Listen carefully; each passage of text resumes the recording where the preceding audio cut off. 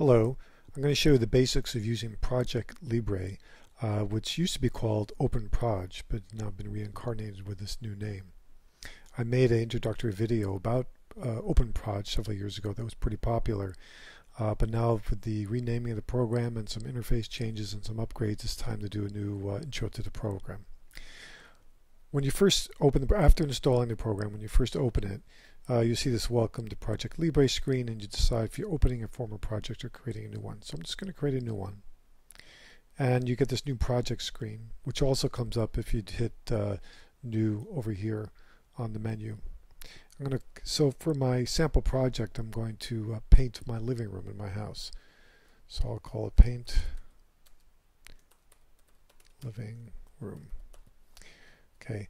Start date I'll put as today. It defaults to today's date. In this case it's forward scheduled, which means that it assumes I'm starting from this date going forward. If I uncheck this, the assumption is I want to finish on a certain date and move backwards, but I'm going to do forward scheduled in this case. Okay, I'll say OK, and this is the basic screen that comes up. When you're starting with a project management software like this, and this is very much the way Microsoft Project works the same way. What I'd like to do is just put in the major task right over here. So I'm going to start, and I'm just going to go in roughly in the order I expect to do these things. So I have to select a color.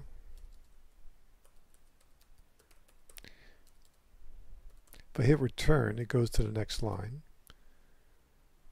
So I have to prep walls.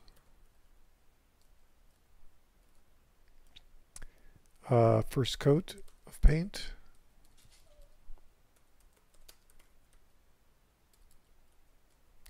Second coat paint. Trim, paint the trim. Paint, trim. Okay, so now I've got my major steps there, and I can start thinking about the duration and time intervals and what's known as dependencies.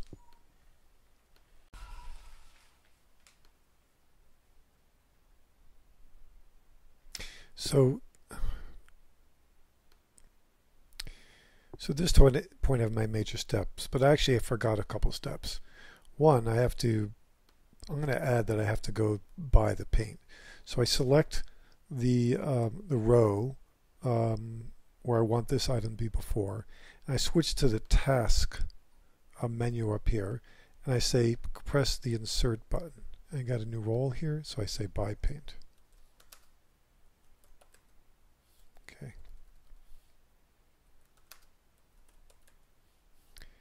The other thing I forgot to put in is I have to paint the ceiling, decided. So going to and typically when you paint a room, interior room, you really do the ceiling first, because when you paint the walls, you don't want the ceiling paint to potentially drip down onto the walls as you're painting them. So actually that would be first. So I'm going to put this in here, insert, and I put paint ceiling. Now, essentially, your list of here can be like an outline. And when to paint the ceiling, actually, since I'm going to have to complete that before I do the first coat of the walls, I'm actually going to make a sub item for that, and I'm going to insert 1, 2 rows, and I'm going to put first coat, second coat. And then select both of those, shift click both of those, or right click, and I say indent. Now notice what happened. It indented these, and now I made these first coat and second coat indented under paint ceiling, which means that those items now belong to the heading of paint ceiling. On the right here it shows this black spreader, which eventually will spread out to show the duration of the collective duration of the items under paint ceiling. So now I'm going to start putting in some of the time intervals, how long I think these things are going to take. So this is where it can get a little confusing, this project management software, because it defaults, and I'll open this up a little bit. It defaults to 1 day, and in this case it assumes a work day is 8 hours. As you can see, it starts 3:25, 8 a.m. to 5 p.m. Now obviously the problem with this is, since I'm one person working on this, that I actually cannot do all these things all in one day. So I have to change the days that these are worked on. Even if I had 4 or 5 people working on it, certain things have to be done before other things. So even in that situation, not all these things can happen on the same day and for the same duration. So one way to create the schedule is to manually change the start dates on the start date column. So what I'll do here, I'll just indicate that I'm going to, well actually I'm going to go select them by the paint the same day. The prep walls I'm going to do the next day. So I'll just change that to the 26th. And notice in the Gantt chart area that the little graphic representing that task is moved to the right under one day over. Let me blow that area up so we can see that a little better and see what's going on. So I got a task, I'm going to zoom in, there we go. And then I'll do here, so this would be the, so in this case you can double click and see the thing. Now because this row controls 2 sub items, I can't fix the duration, but if I go to first code here, actually I can change the date right here. I'll change that to 26th. Move that one out, and then I'll actually second day for the ceiling, I'll make that the 7th, and that moves out and so forth. So I can, as you can see, the times are manually moving out. The other way is to actually drag these the boxes, graphic boxes representing the task around. So now for, let's say, first code walls, let's drag this right out to here. Second code walls, I can drag it right out to there and move this over, and I can drag this one out here. So I can very quickly sort of, and actually it's skipped over the weekend because it's not part of the designated work week. So you see what happens there, and we've manually moved these around to create the times. And let's say that for some reason I cannot start the first code on the 28th. I can just move that to 29th, and then I have to move this over, and everything has to trickle down. So it's like that, and so forth. So you see that it's easy to manually drag around these tasks, and you'll notice that in the start and finish time, the finish times, dates and dates change as I move them around the chart. But there's another way of doing this. Okay, so one way of doing this is to create dependencies. In other words, one task cannot happen before the other task. And the way that to do that, you can do it over here on the Gantt chart portion of the chart.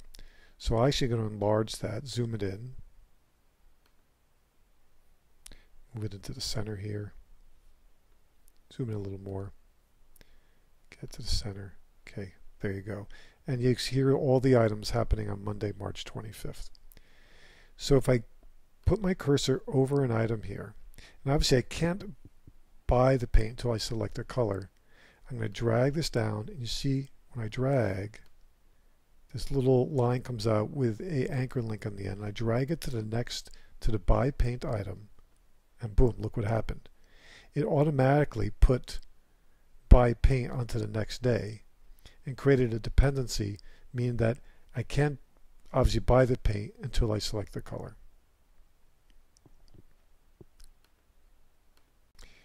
Okay, so now I'm going to bring this over here so I can see more of my Gantt chart area. So obviously I can't, now I could prep the walls before I buy the paint, but I really can't paint until I buy the paint. And since I have to prep the walls before I do any painting, I'm going to create a dependency of buy paint to prep walls. So I drag this over and boom. Now it's automatically moved over by a day. Select color, buy paint, prep walls. But you know, I really could select the color and buy the paint on the same day. So since I can select the color pretty quickly, it's not going to take a whole day. I'm going to actually show you how to change that, the duration of that. So I'm going to expand my table window over here, And I'm going to put select color. I think that's going to, since it's an 8-hour day, I'll put in that's going to take me. I double click and it brings up a detail for that item. And I'm going to put in actually 2 hours, 2 HR. And watch what happens. It automatically converted it to a quarter of a day. Also notice on my Gantt chart side that it compressed the amount of time that selecting the paint would take, and actually started the step of buying the paint on the same day. But it's also not going to take me a whole day to go buy the paint. So if I go over here, I double click that, and I think it's going to take me about, I can actually also put a percentage of a day. If I put 0.5 days, hit close, and notice now that it put those two things on the same day. But I'm really probably not going to prep the walls on the same day I select the color and buy the paint.